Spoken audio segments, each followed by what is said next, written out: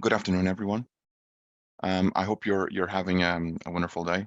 My name is João. I'm part of the IABA Ireland chapter, and I'll be your host for today. Today, we are very proud to announce our webinar, which is a partnership between the Ireland chapter and the South Africa chapter.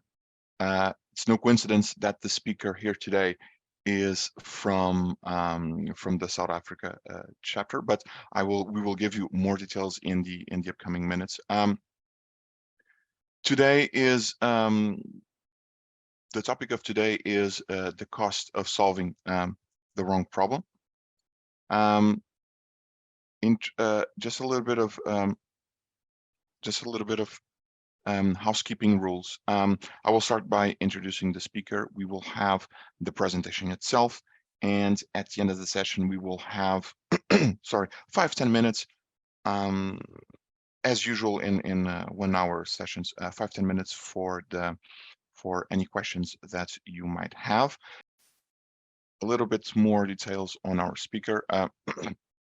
Our speaker is Khethelo Malinga. I hope I didn't murder your name, but I hope I said it right, or at least on a good way as possible. So Khethelo, she is the president of the South African chapter. She is a certified business analyst, and she now started her journey to get an MBA. She has been dedicated over the last few years on making sure that the South Africa chapter is able to grow, and she's an active member of the IIBA and the BA community, and she has over 10 years experience in business analysis. If you want to get into the thick of it, she's been focusing on process reengineering and digital transformation. I hope I made a good introduction, Khethelo. So now it's time for me to shut up and to pass the word to Khethelo, because you didn't come here to hear me speak. So Khethelo, the floor is all yours. Thank you. Thank you so much, João. Thank you. Appreciate the warm introduction. Thank you also to the attendees. Appreciate having you here today. As João has already introduced me, my name is Khethelo Malinga. I am the president of IBA South Africa, and I'm seeing some people from South Africa. I'm seeing Rita, welcome. I'm seeing Nyasha, welcome. I see James Dean. James Dean is the IBA Ireland president. Thank you, James, for joining the session today. James and I have been speaking through a connection from one of our regional chairs, Lara, and we wanted to grow, the IBA Ireland and the IBA South Africa chapter. And we thought the best way to do it was to have a strategic partnership. And that's what we've been involved with. And through that strategic partnership, we've hosted events, both flighted in the South Africa, for the South Africa and the Ireland chapter. So that's just one way that we are trying to grow. I think I'm not going to go into too much of that detail, because you're here to hear my understanding of the cost of solving the wrong problem. So the talk for today is the cost of solving wrong problems. In life, everything has a price, and so does solving the wrong problem. And in today's conversation, I'll talk through that cost, so you have a better understanding of the importance of solving for the right problem. Right, so as you can see, the agenda is quite simple. We'll go through the introduction. We'll then go into the detail of the cost of solving the wrong problem. In between the slides, you'll see some ad breaks, and the ad breaks are just quotes that I love. And I thought I can't not include, I love different quotes, and I thought, let me include them on this conversation. There'll be a case study or two, so you can better relate to the content, and then we'll drill down to the conclusion. And if there's any questions and there's still an opportunity to answer them, then we will also get to that. Right, so just as a matter of introduction, I think there's just certain points or items that I do want to highlight. And I think it will just frame the conversation better, and it will all help us be on the same page. So I think the first part of my introduction is just explaining what a problem is according to the Oxford Dictionary. I think you're more than welcome to also add on the chat your definition of a problem. But according to the Oxford Dictionary, a problem is a matter or a situation regarded as unwelcome or harmful and needing to be dealt with and overcome. As I said on the chat, you're more than welcome to also add your definition of a problem.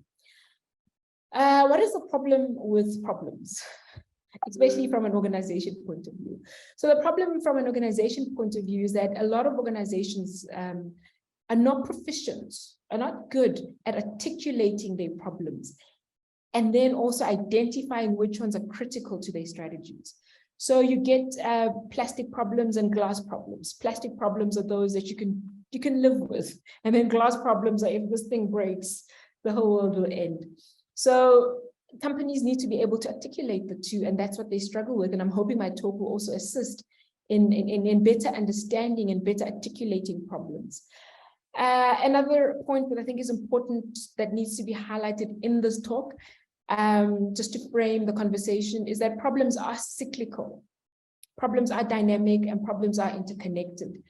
Cyclical meaning they happen in cycles, like COVID waves, you know, there was a wave what and a wave what, and those are the different waves and the cycles of problems.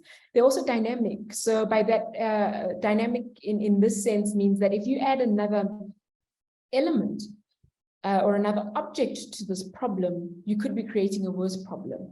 And the same or the opposite is true. If you're adding another solution or an element to the solution, you could be solving another problem, because they're all interconnected and they're quite dynamic as well. Another point of discussion that I want to highlight is that past decisions do affect future progress. So the decisions that you made in the past affect where you are now, today. And the same applies for the decisions that you're making today. They will affect where you are in the future. You've chosen to be here on this call. We don't know how it will affect your future. Okay, I'm hoping it will be of value, and you'll come out, you know, knowing more or having interacted with someone that you haven't met in a while. The last thing I want to highlight is that problems are not definitive. So that means that if I have defined a problem 10 years ago, and it worked 10 years ago, it doesn't mean that in 2022 it will still apply, because times have changed, the context has changed. So problems and solutions should be iterated. I think in Agile, we call it MVPs. So MVP 1 is the first solution, MVP 2 is the second solution. So the same applies in many other spheres of problem defining and problem sourcing or solution sourcing. Then I think first ad break, love a quote, today's problems come from yesterday's solutions. I think it's extremely important to remember that the decisions that you make today may affect your future, and the decisions you make yesterday will affect you today. So be very, very, very involved in problem definition, be very involved in searching for solutions, because it has a value and it has an impact on your tomorrow. Then let's get to the first question of the day. When faced with a problem, what do a lot of people tend to do?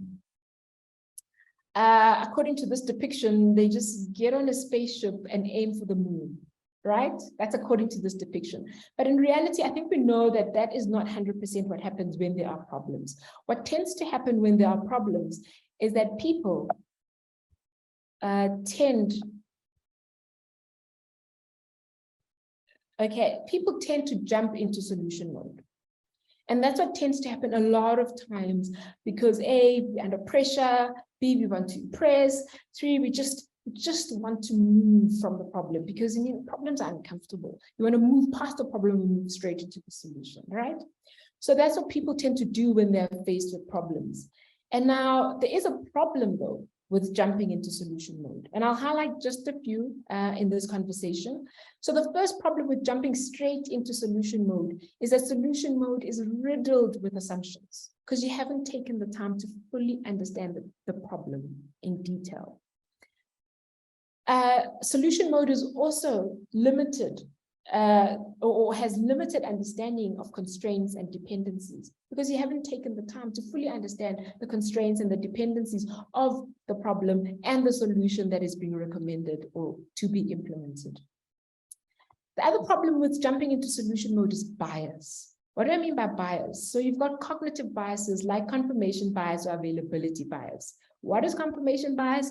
I'll give you an example. Confirmation bias is when you already have the desired result in mind, and now you're working back to prove that desired result. And a lot of the time, solution mode, or when you jump into solution mode, you deal a lot with that confirmation bias.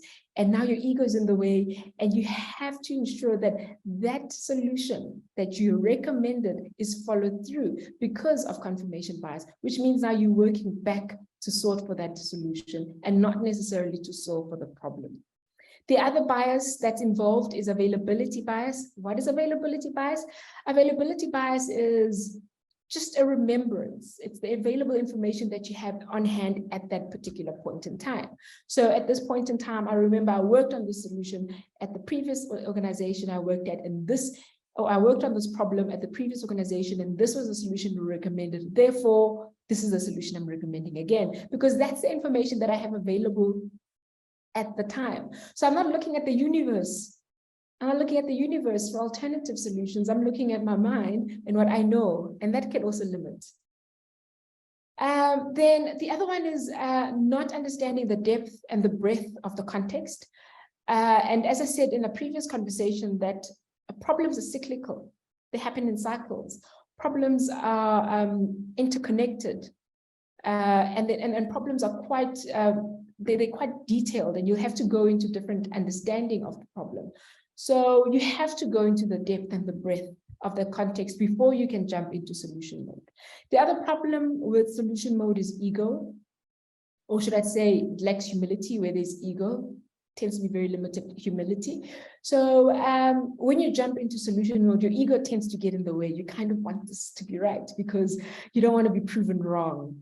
And again, you then work to prove your solution right instead of working to prove or to solve for the problem. The other one, the last one for this conversation is simplism. This is just the illusion of simplicity without hard work. And that's the other problem with solution mode. There are problems, glass problems, not necessarily plastic problems, but glass problems that require detail, that require hard work, that require hard thinking, that require time. And if you don't employ that hard work, time, and effort, you are bordering on simplism and also jumping into a solution mode, and then at the end solving for the wrong problem and then costing the project. And I'll be speaking about the cost and or what that means shortly. I want to highlight on the problem via an example as well. Take it that you have a headache and you go to the doctor, and the doctor jumps straight into solution mode and gives you Panado. And 2 weeks later, you go back to the doctor and you say, "Hi, doctor, I still have a headache." And the doctor just gives you a stronger dose of Panado. He doesn't delve into the problem. Maybe the problem is bigger than what he's seeing. Maybe there's, God forbid, a malignant tumor. Maybe there's something else, that the doctor is not looking at. And that could cost you dearly.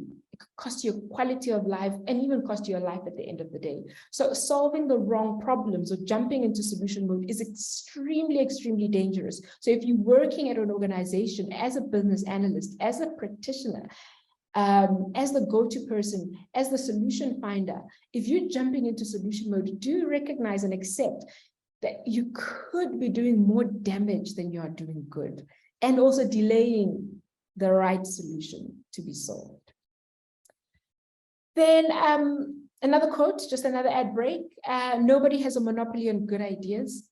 So I hope this just motivates you to partner with as many people as you can possibly partner with in sourcing for the right solution and the right ideas, because as the quote says, no one has a monopoly on good ideas. Let's have a look now at the cost identification and estimation. So if you look at the cost, there's different costs that are equated to problems, right? And finding the solution. So you've got organizations that have problem A, and they will allocate a certain budget to sort problem A. I'll give an example. Let me not give a real life example. Let's just keep it to company A. So company A has a budget of 100 million to fix this huge problem. 100 million is a lot of money, right? And they've given 100 million to sort this big problem out. Okay. Now, what are the tangible costs that this 100 million will be allocated to? One is labor costs. There's resources of people that need to work in order to get to that particular solution. There's material costs. There could be some software, there could be hardware, there could be infrastructure that they need to get. Then there's security costs as well. Maybe there's cybersecurity threats that they need to make sure that they're mitigating against.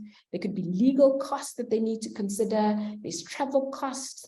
There's property costs. Maybe they've got a building that they need to maintain. There's lights for that building that they need to pay. So there's tangible costs that they need to pay in order for that solution to be derived or for that problem to be solved.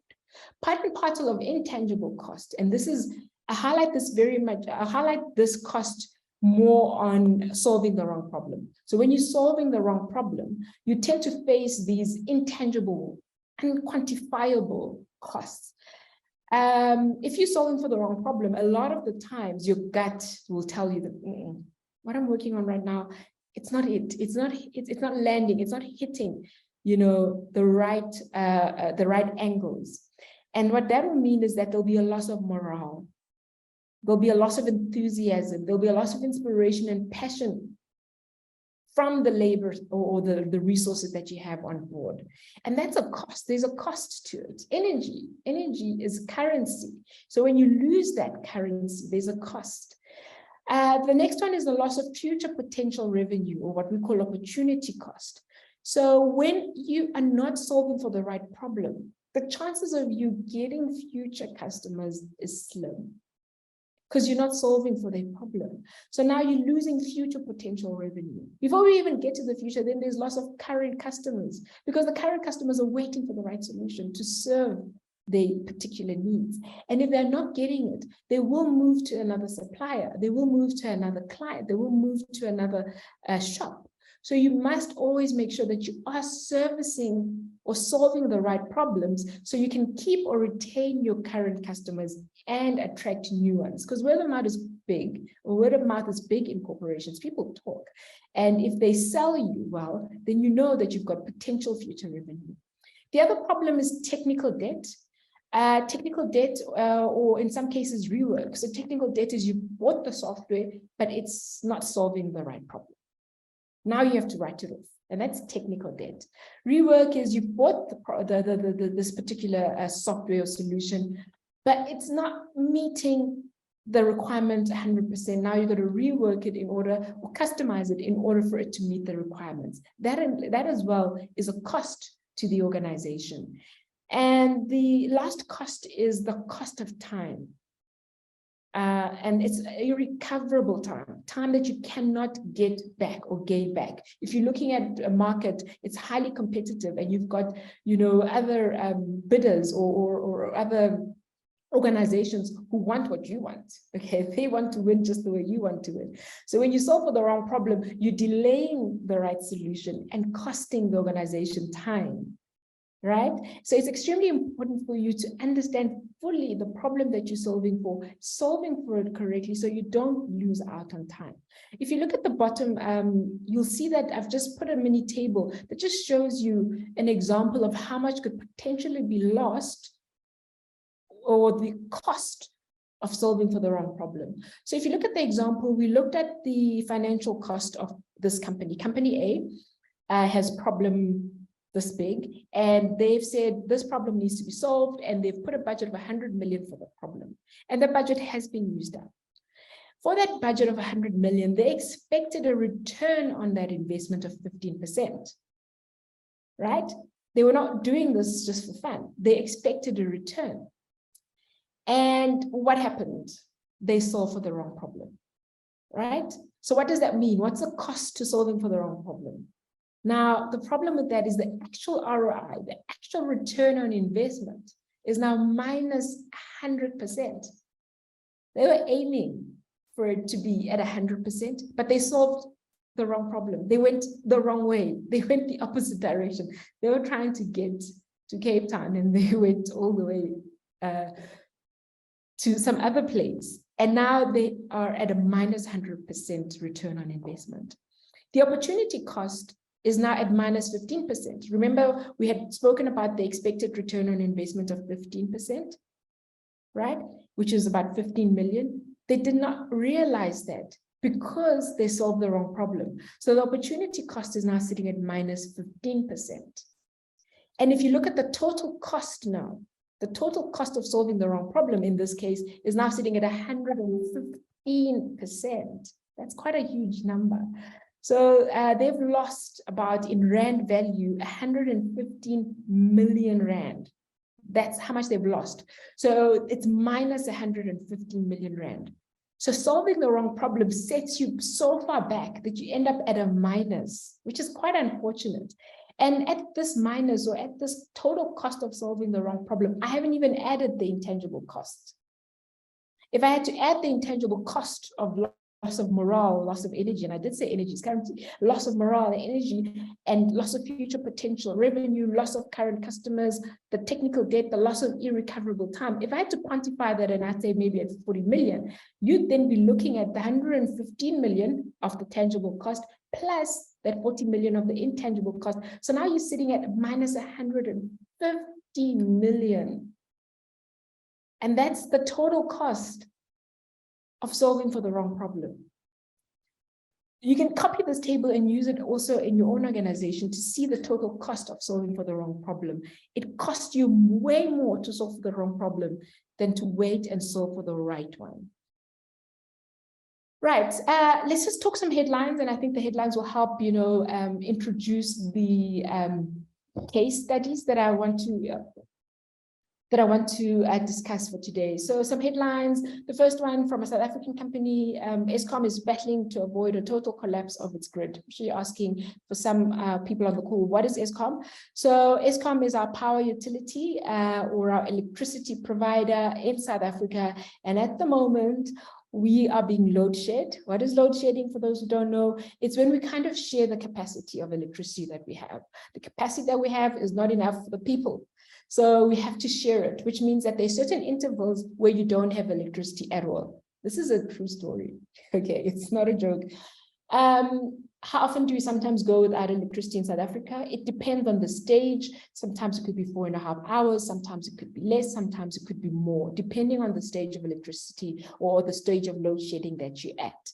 How long has a problem been persistent, or how long have they tried to solve for the problem at Eskom? I'd say about 15 years. They started with a project where they tried to increase the power generators or the power plants. They got another Medupi and Kusile power plants to try and increase the capacity, for the country. 15 years later, we are still facing electricity shortage. We are still facing a crisis where we do not have electricity. And you know what that means? We're unable to produce as much as we possibly can, because electricity is a fundamental right, a need. And I'd even go as far as say a right to help us to get to what we need to get to. So this headline speaks to solving for the wrong problem. And I'll expand on the case study to better understand what Eskom is solving for, what they should be solving for, and why. Just other headlines, Facebook, Mark Zuckerberg created the metaverse. He solved for a problem, I guess. What was the problem? No one knows. So he solved for a problem and he created metaverse. And the occupancy at metaverse is quite low. And as a result, meaning that the usage of metaverse is very low. As a result, he's had to lay off about 11,000 people. So 11,000 super qualified people had to be laid off because they were not solving for the right problem. Maybe the metaverse it's the right solution at the wrong time. Who knows? But at this point in time, we're living in the real world, and we're not there at the metaverse. 67% of Americans are not using it. I haven't even gone to the stats for Africans. I think it's much less. If you look at the needs to be in the metaverse, there's so many gadgets that you need, and they cost a lot of money. Another headline is that the other headline is that the Twitter boss, Elon Musk, who just recently joined, has already halved his workforce. He's already sacked 50% of his workforce, and he's laying off additional people. Could it be that they were solving for the wrong problem? Could it be he's solving for the wrong problem by firing people? We don't know. But at the end of the day, there is a problem, which is why he's laying off people. Again, Eskom boss quits second in 6 months. So Eskom, I spoke about when you solve for the wrong problem, you end up losing morale, you end up losing energy, you end up losing sleep because you're frustrated, and then you quit. And a lot of people end up quitting because they feel they're not solving for the right problem. And the right problem, I'd say, for Eskom to solve for is just electricity supply. But we'll dig deeper into the case study to better understand why they are struggling to get there. I spoke about, again, the stages of load shedding. There was a time where we were at stage 6, and I just want to quantify the problem and just what it means.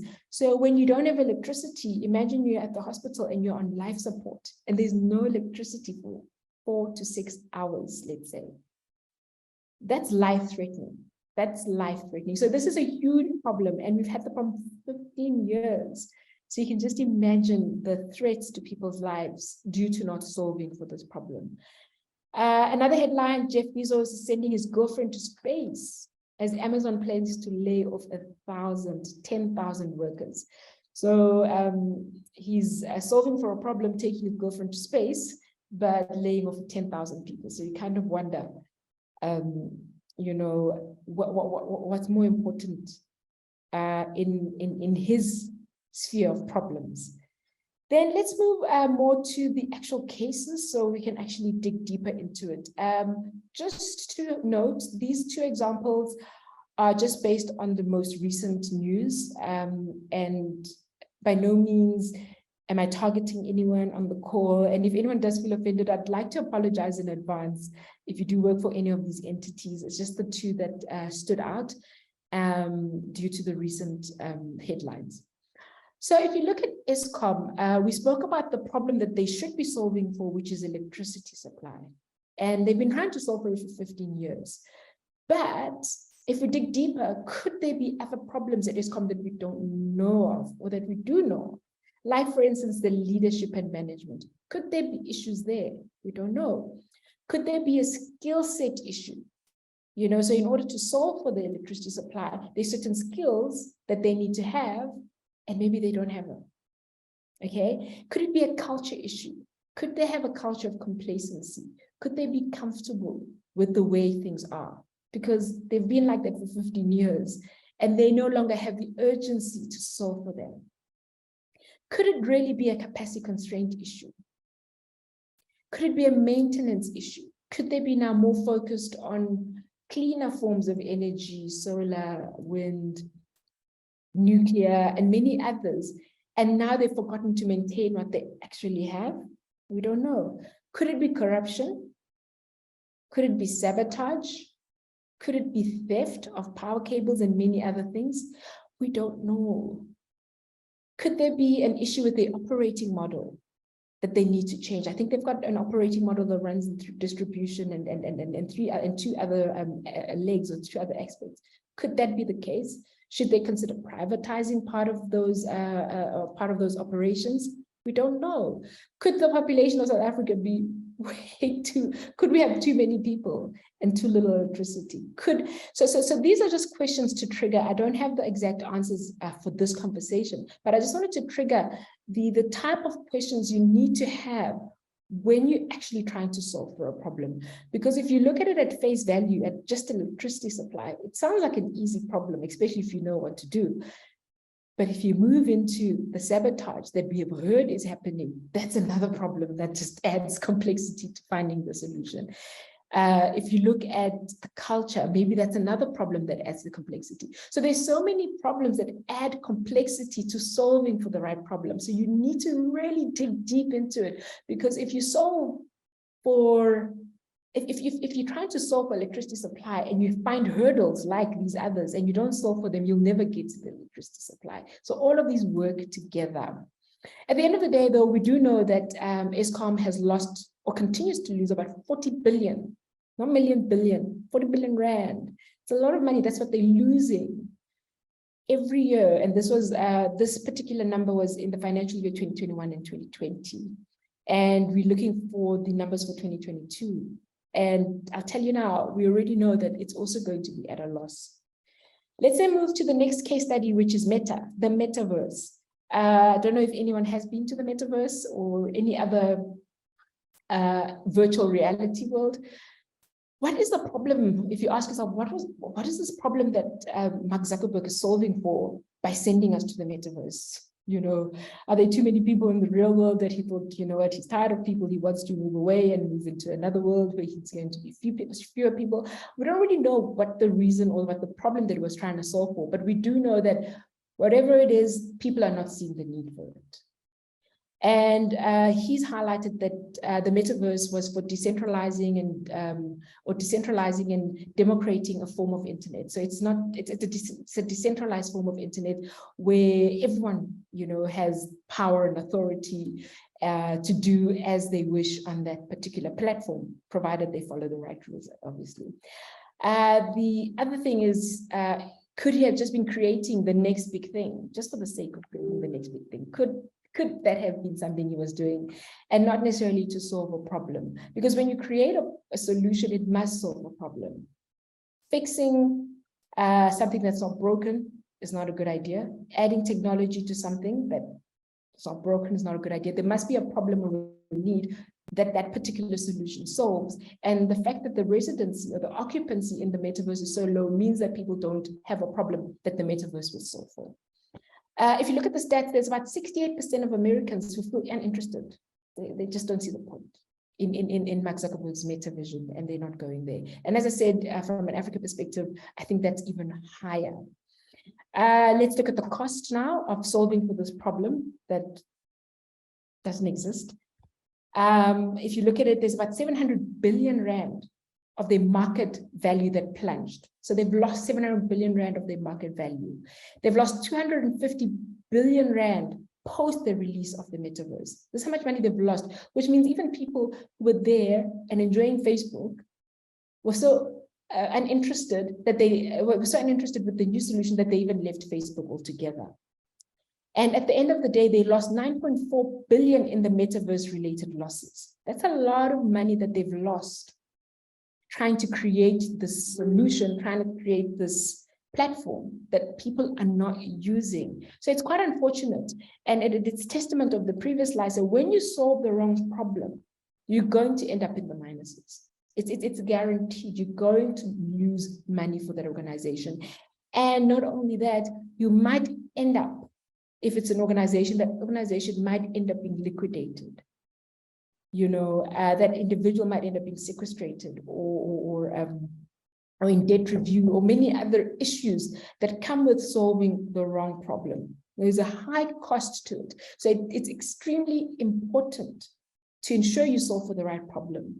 In the case of Meta, he's laid off 11,000 specialists. These are smart people. To operate the metaverse, you need to be extremely smart. So these people have lost their jobs. You can just imagine 11,000 people who've lost their livelihoods, extremely intelligent people. And you ask yourself how they couldn't understand, why they couldn't see that maybe they were solving for the wrong problem. Or maybe it's not the wrong problem. Maybe the metaverse is not the wrong problem. It's just the wrong time. Maybe we're not ready for the metaverse. So they were ahead of their time. Maybe they could have looked at a better problem to solve for now and then introduce the metaverse later. So there's so many questions to this that it's difficult. It's very complex to come up with one simple linear answer. It's not straightforward. It's not just jumping into solution mode. Then just to highlight another ad break, technology does not exist for technology's sake. It exists to solve problems. And this is in relation to the metaverse. If you're just creating a cool thing because it's cool, but doesn't solve a problem, no one's going to use it. It's going to be cool, but it's going to be on the shelves. So always make sure when you solve for something, you're solving for something that's not only cool, but actually has a need or that solves a problem. Extremely, extremely, extremely important. Then another important thing which I highlighted in the culture aspect, sometimes you have the right problem. Sometimes you have the right problem and you have the right solution. But that organization that you're working in has a wrong culture. They're not ready for such a change. They're not ready to introduce such innovation because their culture is not ready and not prepared for it. And that's why I love this quote by Peter Drucker: culture eats strategy for breakfast. If you do not have the right culture, even with the right solution, you could possibly end up failing. Culture is extremely, extremely, extremely important.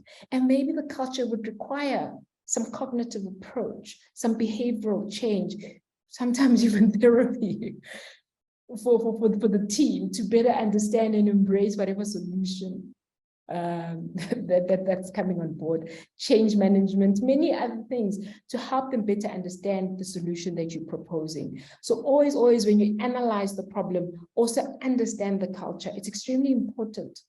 I can't emphasize enough. It's extremely important to understand that culture and see if they are ready for what you are introducing. Because as I said, sometimes you have the right solution, you have the right problem, but it's the wrong culture. So you have to almost have these, they have to align, the stars must somehow be aligned for it to work effectively.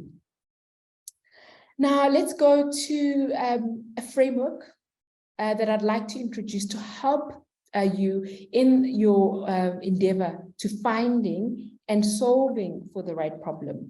And that's the heart, the art, and the science. So a lot of times people ask, what is business analysis? Is it an art? Is it a science? And it's all three. It's both heart, art, and science. The heart is the people. The heart is the people. The art is the meaning, the tailoring that you put to that work, how you make it fit for that particular purpose. And then the science are the systems, the processes, the technologies, the tools, the techniques that you get in place in order to solve that problem. So if you're looking for a simple framework, I'll give you other frameworks as well as we go along. But if you're looking for a simple framework to help you solve for the right problem, start with the heart. Start with empathizing with the consumer. Very important to start with that at all times. If you start with that tool of analysis, empathy, and I used the right word, tool of analysis. If you start with the tool of analysis called empathy, you are then starting to solve for the right problem. Then you must frame that problem, or that's the science behind it. You need to be able to frame the problem. By framing the problem, you need to be able to reword it. You need to be able to rephrase it, better understand it. It's extremely, extremely important for you to understand the problem. And how you do it is by framing the problem and framing it through problem analysis. A lot of the time as business analysts, we move into solution analysis without getting into problem analysis. So don't go into solution analysis because that's jumping into solution mode. Start off with problem analysis. And then you can then go into the detail of then defining or designing a tailor-made solution. Because we spoke about problems being cyclical. We spoke about problems changing or being dynamic, changing due to context. And we spoke about problems, facing different challenges, I'd say. And as a result, it's important to then tailor the solution for that context, for that cycle, etc. And to also revisit the solution. You must be able to iterate your solution. So what you've got now is MVP 1, you must iterate it in the future for MVP 2, improve and enhance on it. That's what we do in Agile projects. Then how can business analysts help? Very important. How can business analysts help to ensure that the work of solving for the right problem exists and that we're not costing the business money? First and foremost, you have to ask the right questions. Extremely, extremely important to ask the right questions. How do you do that? First of all, you establish the need for a solution. Is there a need for the solution? So that's the question asked. What is the need? What's the basic need? Who will benefit from the solution? Then you justify the need. Why should your organization attempt to solve this problem? Is it aligned to your strategy? If a solution is found, who will implement it? And then you move on to contextualize the problem. What have you or others already tried? Are there internal and external constraints to implementing a solution? Then you write the problem statement. Okay, in some cases, that's what we call the user story. What requirements must the solution meet? What language should you use to describe the problem? How will you evaluate the solutions and measure the success? So that's just another way for you to get to the detail of the problem. Also, another important question to ask is there a better problem to be solved for? So if you look at the metaverse, If one of those engineers, if Mark Zuckerberg himself asked, is there a better problem that we can solve for? I know we're excited about the metaverse, it's something new, and we want, to be first to market to launch this amazing new platform and amazing new world, virtual world that people can live in. Is there though a better problem that we can solve for? Extremely important questions to ask in order to then get to the bottom of the equation, or to the bottom of the problem. Now, if you're already working on a project, but you're not sure if you're solving for the right problem, I'm sure you're going to ask yourself, how do I know that I'm solving the right problem? Is there a way that I will know? Firstly, the example that you see here, this is actually a car, and this is the bonnet, and it's open, or the car engine. And they've added, or they've linked the engine with a diagnostic tool. And this diagnostic tool tells the mechanic where there are problems with the car. So in this case, it will tell the mechanic that there's a tire puncture, there's, I'm not too clued up with car problems, there's a battery issue, etc. So this diagnostic tool goes into the detail of explaining or telling the mechanic what the problem is. The same applies to business analysis or to problem solving. If you want to know that you're solving for the right problem, you need to be somewhat systematic. You'll need some tool of analysis. You need some diagnostic tool that you can put to the heart of the problem, in this case, the engine. The benefit of having a diagnostic tool, benefit of using a tool for analysis, is that it does eliminate the guessing game. Guesses are 50-50. One time you could be right, that time you could be wrong. Gut feel as well. Sometimes you're right, sometimes you're wrong. But if you can couple your gut feel with real life data or insights or diagnostics, then you're onto your way of solving for the right problem, right? So then the diagnostic tool that you can see here, it tells the mechanic where the problems are. The same applies with the tools of analysis. They will tell you, as the analyst, where the problems are. The other thing is that the diagnostic tools are modern technologies. We spoke about the heart, the art, and the science being technologies. So embracing modern technologies as well to solve for current problems and future problems as well. We spoke about the diagnostic tool being able to display or inform the mechanic of faults. The same will apply if you're using tools of analysis. It will inform you of faults. Some faults are plastic problems, and some are glass problems. So if this plastic problem falls, it's not the end of the world, but if this glass problem falls, it's the end of the world. So this diagnostic will tell you as well what is plastic and what is glass, and obviously then how you have to treat them. If it's a plastic one, maybe you can be overridden, maybe it can be deferred. It's really not that urgent. So you can come back after 10,000 kilometers, your car will still be fine. But there are severe problems that will flash on your dashboard, and they'll tell you, no, you have to stop driving right now, and you have to get this car towed, because if you continue to drive, you'll burst the engine.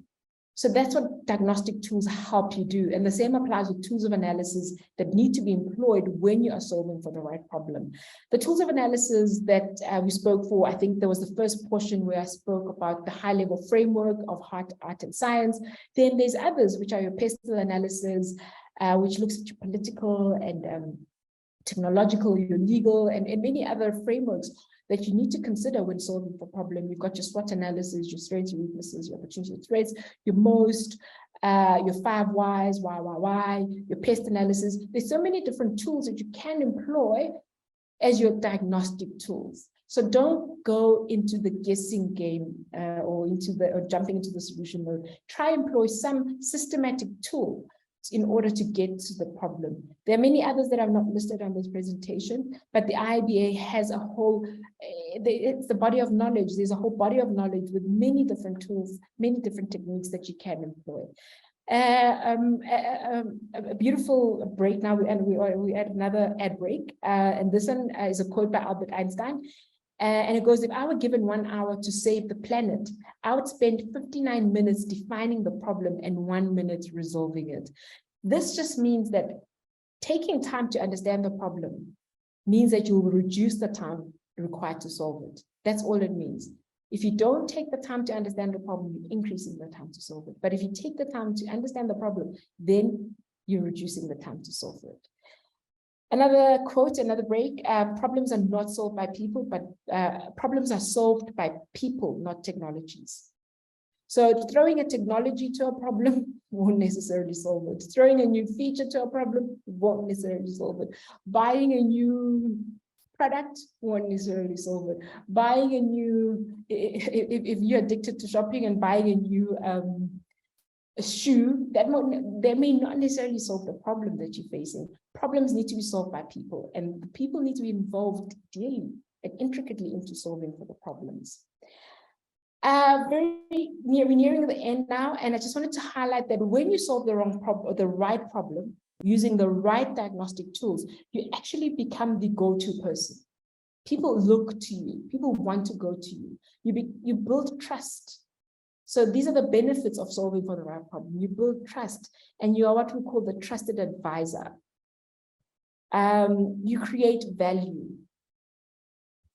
You remain relevant, which is extremely important in our profession, to remain relevant. You don't want to be, I'd say, redundant, where people don't go to you because they just feel like you're not going to solve the problem anyway.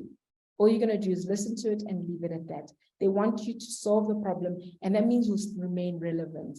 You also build sustainable relationships when you solve the right problem. It's extremely important to consider that as well. The other thing is you delight people. When you're a problem solver, people want to be around you. People like that. People like you better when you can solve problems.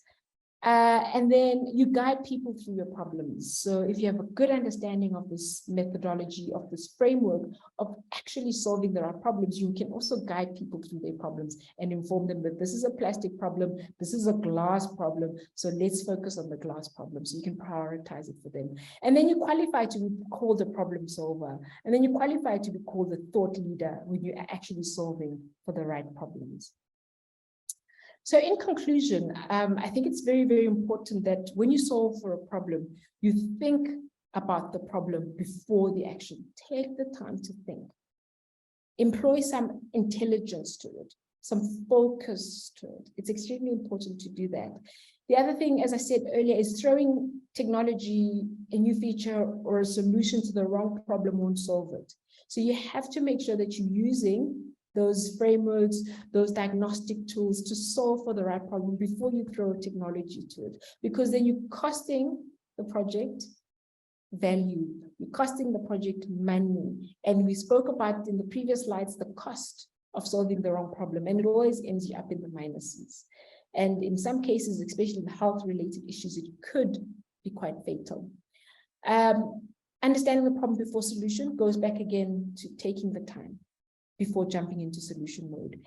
And another way is you could be embracing your design thinking principles. This is just another framework that you can use in order to ensure you're solving for the right problem. And your design thinking principles move from empathizing, defining, ideating, prototyping, testing, and then only implementing. There's a journey before you get to implementing, and that's the journey that you go through. So thank you so much. Really appreciate having you here.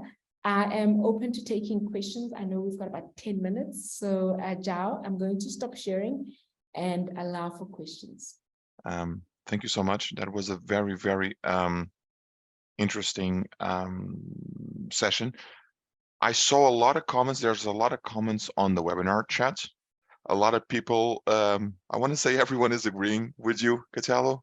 You swipe the room. Everyone agrees that it costs a lot of money, costs a lot of opportunities to companies, to organizations to focus on the wrong problems, or not getting into the thick of it, not getting to their hands dirty and getting into the thick of it, but instead trying a quick fix or trying to show off a quick fix for a quick gain. We know that for a lot of reasons, corporations, organizations, within there are departments fighting for budgets. So if you don't find an excuse to spend the budget, you will lose it next year. So yes, so all of these together, they put us on where we are currently. So Great session. Thank you so much. I don't see, I have to be honest, I don't see any questions on the Q&A. I scrolled the comments, the chat area. I didn't see questions. So if anyone has a question or something that they need, they want clarification in, please feel free. I would urge people to use the Q&A just to make things tidy. So I will give sorry, I will give a minute to see if any questions pop up.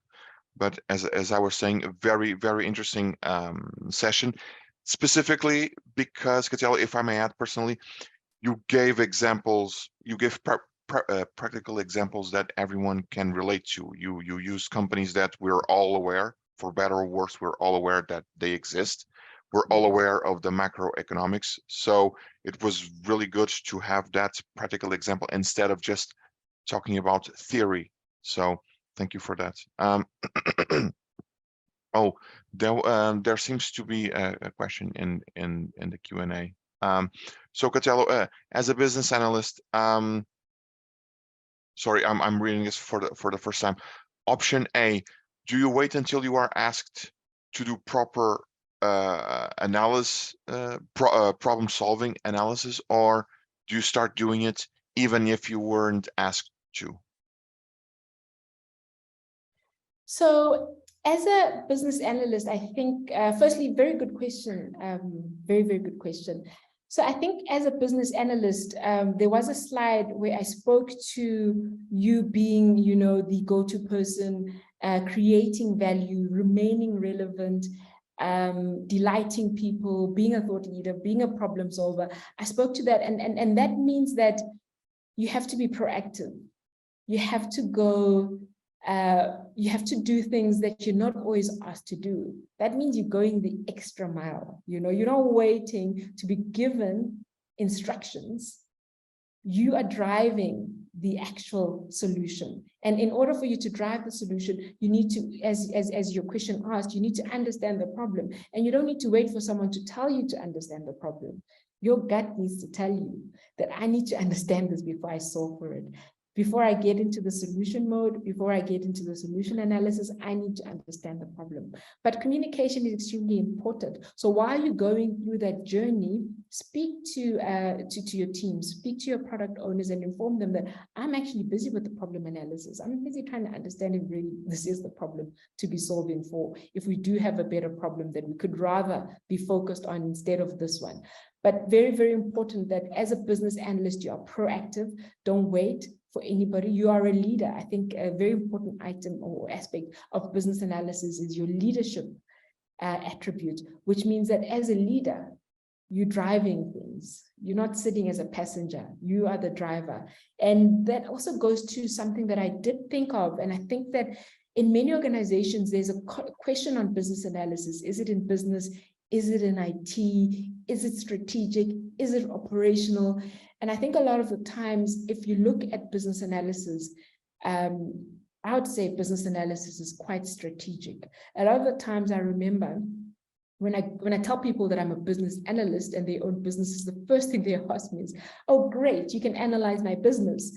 And I sit there and I think, maybe from a tech perspective, and I start to think, from which angle are they asking me to analyze it? And then I remember that they're looking at a strategic analysis of their business. And that's why I'd put a case for business analysis to be quite strategic. I'd put a case for business analysis to report to the higher ups, to the C-suite. I'd put a case for business analysis not to be fought on from is it business or is it IT, but to be fought on a strategic level, to have a seat at that table and influence those decisions that are being made. Because as business analysts, we are the problem solvers, we are the thought leaders, we are the go-to people. So in order for us to be those go-to people, one important skill to have, or one important way to solve for things is through proactivity. So please don't sit and wait. And if you have nothing else to do, rather ask inform your team that I've got nothing else to do right now. I'm sitting and waiting for work. Give me new work. And as they give you the new work, be proactive in identifying the right problem and inform them that, hey, I know you guys said this is the problem, but actually there's a better problem here that we could be solving for. You will definitely delight people when you do that. I hope I've answered your question. Feel free to add any other comments on it. We do still have 4 minutes left. Thanks for that, Khethelo. We do indeed have another question. The question is, which techniques would you say are beneficial in assisting with solving the right problem, or at least identifying how to solve that problem? So I think the one framework I showed in the earlier slides was where you actually use the heart, the art, and the science. So that's just a technique that I thought would help. The heart is just empathizing. So you start with empathy. That's just one of those techniques that you start with. So every time you're faced with a problem, start with empathizing with that particular customer. If you're a doctor, with that patient, with that consumer, empathize with them, because that alone is a technique, it's a tool, it's a skill set. You know, not everyone has empathy. It's quite unfortunate. But if you have it, use it. And if you don't, please get it, because it's a great skill and a tool to have in order, or a technique to have in order to solve for problems. Then the next one is where you actually frame the problem. And by framing the problem, you're asking more questions about the problem. Like, is this really the problem? Is there another problem? Is there a better problem? So you actually going into those questions, and there's other techniques that you can use in framing the problem, like for instance, your 5 whys, and doing more other and other techniques or tools of analysis or diagnostic tools that you can use as well, that we spoke about, SWOT analysis, most, etc.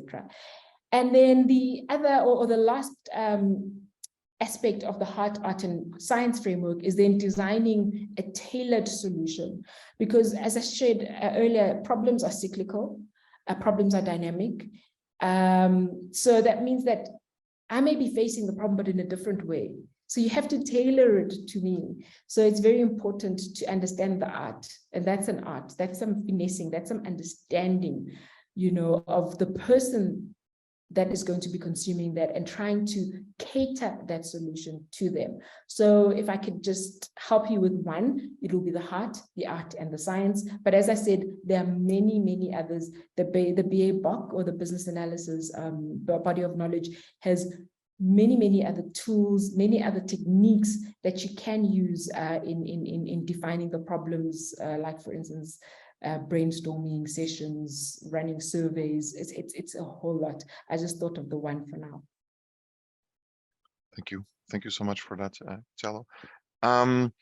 I think this is the end of our session. Khethelo, on behalf of the community, I would like to thank you for your precious time. I would like to thank everyone for also taking the time and be present in this session. I hope you found it relevant. Final note to say to you that this session is, as you might have noticed already, being recorded, and it will be made available on the Ireland chapter YouTube channel. Please make sure to check it out, and also please make sure to check it out, the IBA South Africa chapter YouTube channel. I don't know if you have some final words, Khethelo, as well. Yeah, thank you, Jao. Thank you, James. Thank you to the Ireland chapter for partnering with IBA South Africa for growth. IBA chapters are not an island, so it's beautiful that we work together and we expose, you know, South African chapter to the Ireland chapter and the Ireland way of working, and vice versa. So it's a great relationship that we're building. Thank you again to all the attendees. Have a lovely evening further, and always remember that the cost to solving the wrong problem will leave you at a minus. So take the time to better understand the problem. Thank you, everyone. Enjoy the rest of your day, and see you on the next one. Thank you so much. Thank you. Bye-bye.